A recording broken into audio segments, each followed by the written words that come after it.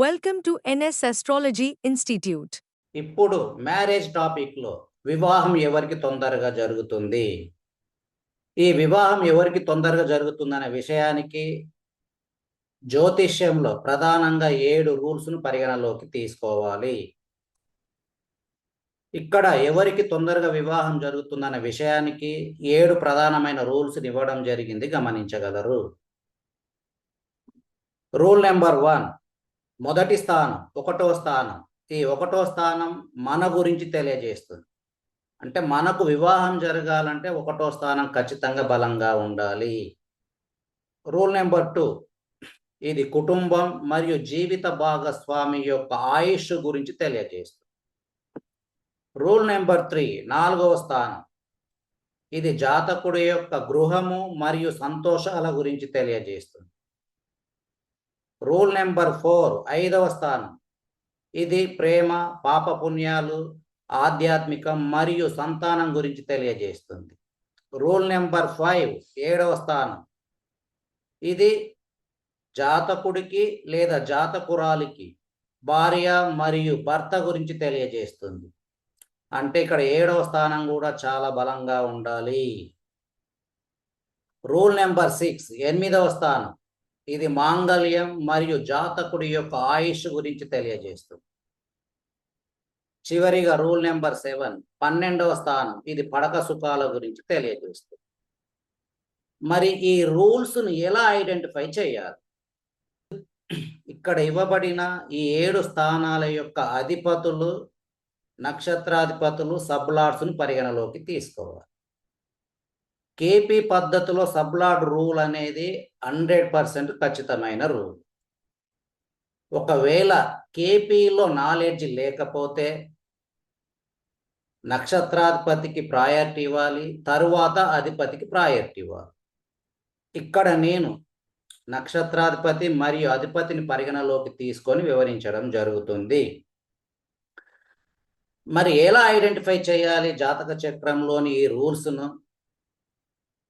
ఇక్కడ ఇవ్వబడిన ఈ 7 స్థానాల యొక్క అధిపతులకు రాహు, కేతు మరియు శని గ్రహాల ప్రభావంలో ఉంటే, అంటే ఈ 3 గ్రహాల యొక్క ప్రభావంలో ఉంటే ఆ జాతకుడికి చాలా ఆలస్యంగా వివాహం జరుగుతుందని చాలా ఖచ్చితంగా చెప్పవచ్చు.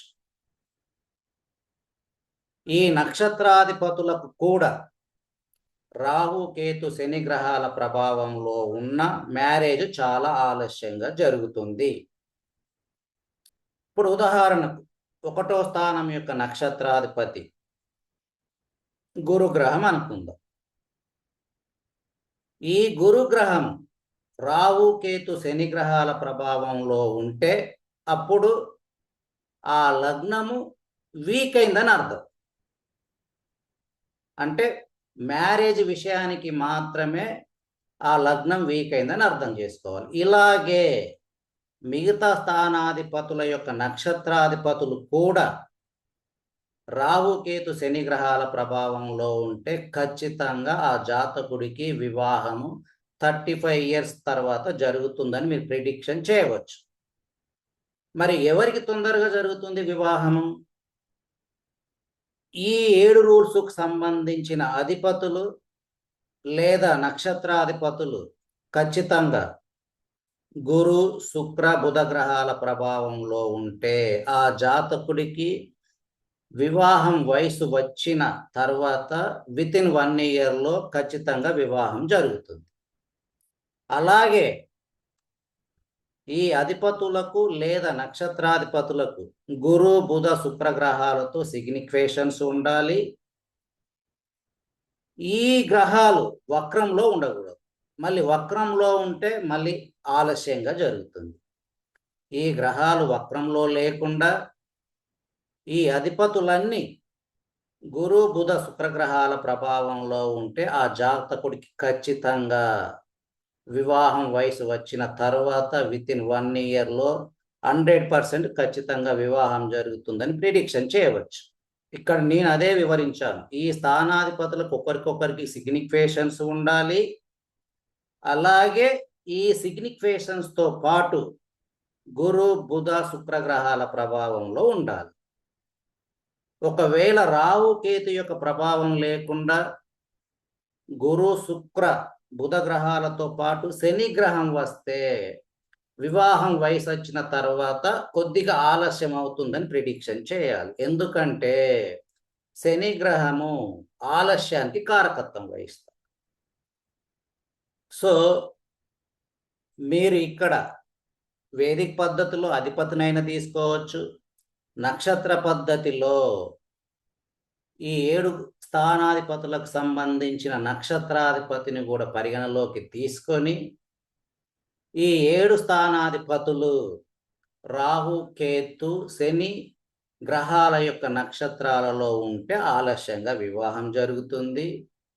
ఈ నక్షత్రాలలో లేకుండా గురు బుధ శుక్ర గ్రహాలకు చెందిన నక్షత్రాలలో స్థితి అయితే ఆ జాతకుడికి ఖచ్చితంగా తొందరగా వివాహం జరుగుతుంది.